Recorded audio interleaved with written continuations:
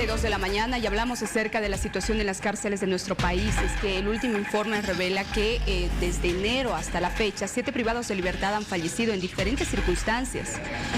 Algunos han sido victimados, sí, bastante violencia dentro de estos recintos carcelarios. Y nos preguntamos, ¿qué pasa con los filtros de seguridad? Hoy está con nosotros don Ramiro Llanos, exdirector de régimen penitenciario, para hacer un análisis, pero también para conocer la propuesta que él tiene, que la ha venido anunciando ya desde hace bastante tiempo. Pero, ¿en qué está esta propuesta? Llegó hasta el legislativo. Bienvenido, don Ramiro. Vania, buen día. Gracias por permitirme. Y te agradezco porque las personas tienen que entender lo que pasa con el mundo penitenciario. El 2005 habían alrededor de 4.700 personas privadas de libertad en cárceles. 5.000 vamos a poner. Han pasado casi 20 años, 18 años. Tenemos 27.000 privados de libertad. ¿Y una capacidad Más de 3.000 privados de libertad. El aforo en Bolivia es de 3.000, era de 3.000.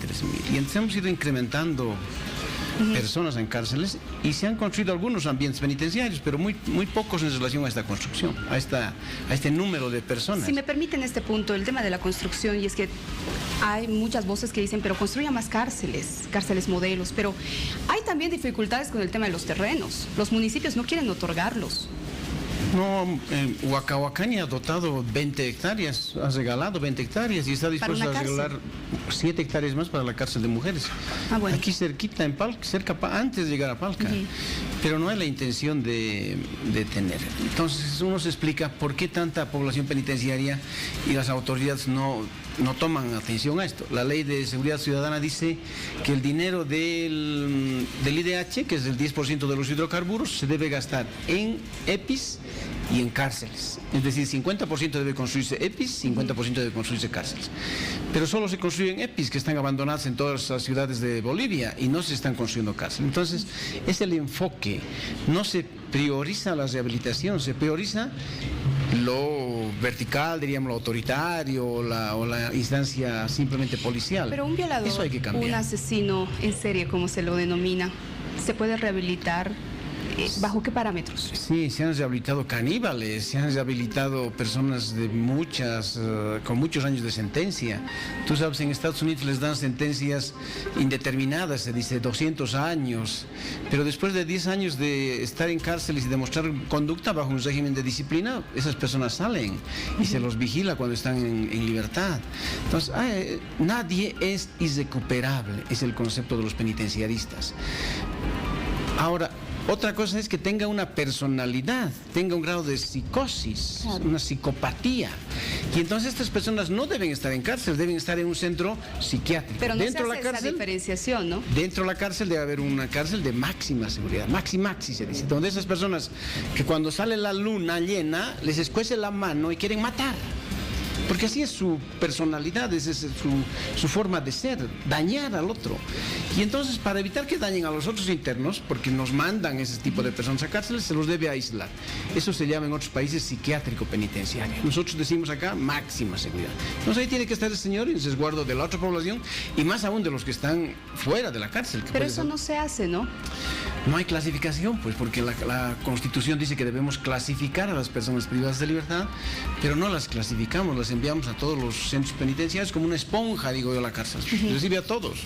Y entonces ahí los pobres penitenciaristas y los pobres policías tienen que vérselas la manera como van a resolver estos temas. Y además, como no están preparados para esto, pues se presentan grandes problemas, como estamos viendo ahora, en estos días. ¿Usted cree que la determinación de muchos jueces es no enviar con detención preventiva a las cárceles a varios delincuentes, asesinos incluso, beneficiarlos con detención domiciliaria, por otro lado, es por el tema de la capacidad de las cárceles? ¿También tiene que ver o no? No, es la presión social, la presión mediática. ¿Y esto? Hay miedo.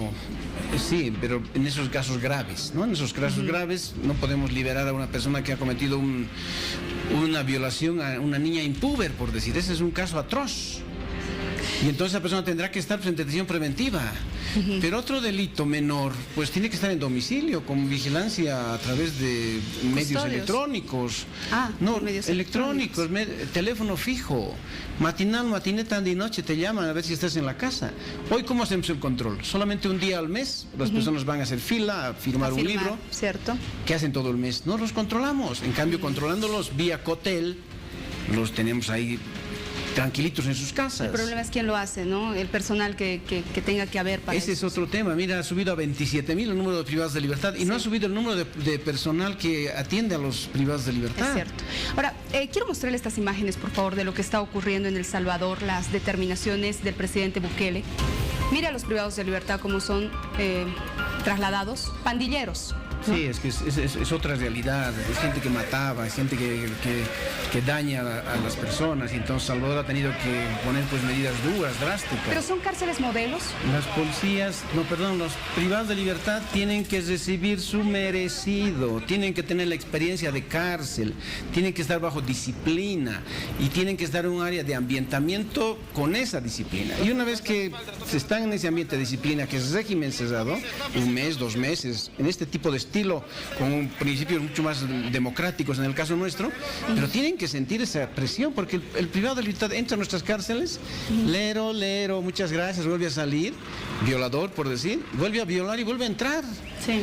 Vuelve a salir por los jueces y vuelve. He tenido un caso de un señor que ha salido 6 veces por violación, 6 niñas que violó, de las que sabemos.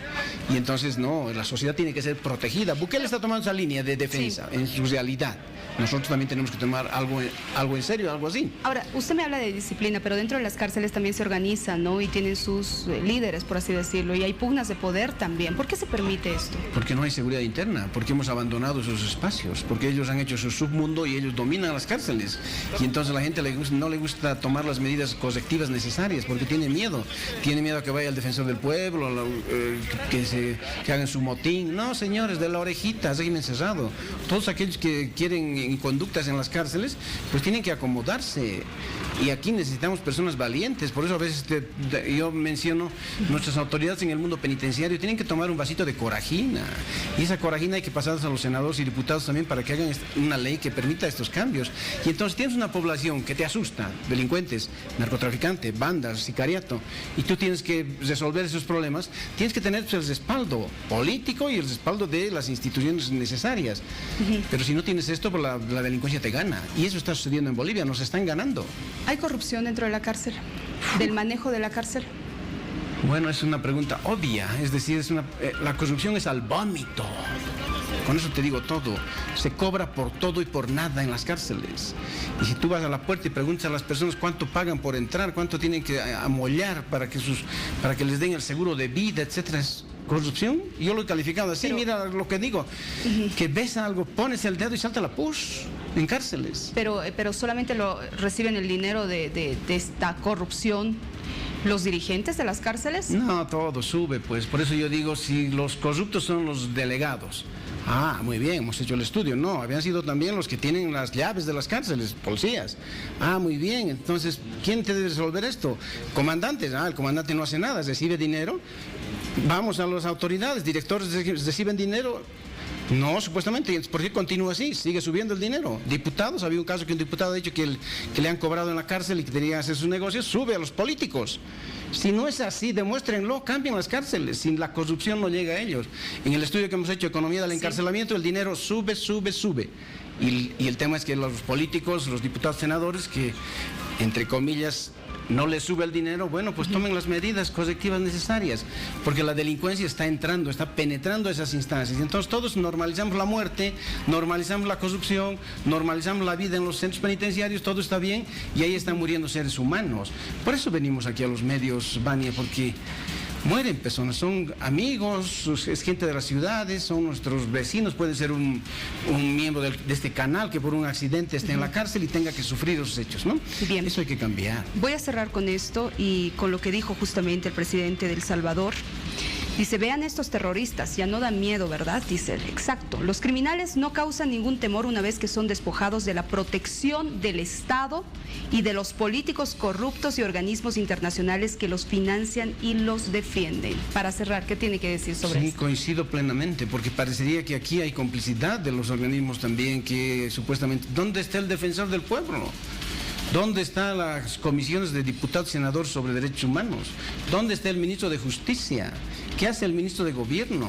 ¿Qué hace el presidente y el vicepresidente con el vivir bien? En las cárceles se vive mal, es el vivir mal de las cárceles. El presidente ha pedido un informe. ¿Ayudará en algo, cambiará en algo esto? Es que el tema es conceptual. Si no queremos liberarnos de la policía, esto no va a cambiar. Tenemos conceptualmente en Bolivia...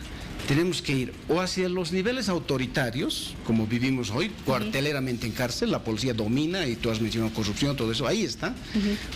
Y estos por siempre han estado, todo el tiempo, desde el 1988, que yo tengo los registros, siempre, todos los titulares, corrupción de la policía en cárceles. Váyanse, señores. Pero la policía no, perdón, los gobiernos no, los tienen ahí, quieren seguirlos teniendo, no quieren cambiar la ley orgánica de la policía boliviana. Si tienes una concepción democrática, en base a los principios internacionales, reglas mínimas, reglas Mandela, pues tienes que tener cárceles manejadas por personal civil, con carrera penitenciaria, con custodios que se preparan desde bachilleres hasta su jubilación, van a estar ahí como custodios especializados. Entonces vamos hacia la línea democrática, seguimos en la línea autoritaria, vertical, no sé qué más puedo decirte para que me entiendan, fascista, derechista, no sé cómo me pueden entender los diputados. En esa línea se sigue. La ley que tenemos es don Tuto Quiroga, supuestamente de un hombre de derecha, de Hugo Banzer, y los diputados no se animan a cambiar. ¿Por qué? Porque tienen miedo. Esa es la respuesta en nuestro país. Miedo. Tienen mayoría en la Asamblea Legislativa, pero los diputados y senadores, miedo a la delincuencia, miedo al sicariato, miedo a corregir esto y miedo a esa complicidad entre quienes están en cárceles privados de libertad haciendo sus fechorías ahí con los otros que supuestamente controlan. Eso hay que corregir. Y si no nos animamos y el presidente da enunciados, lo que tú quieras, lero, le hacemos al presidente y al pobre vicepresidente y al presidente de diputados y senadores. Por eso yo los conmino. Vamos, cambiemos la ley. Hay una ley en la Asamblea Legislativa hace 10 años.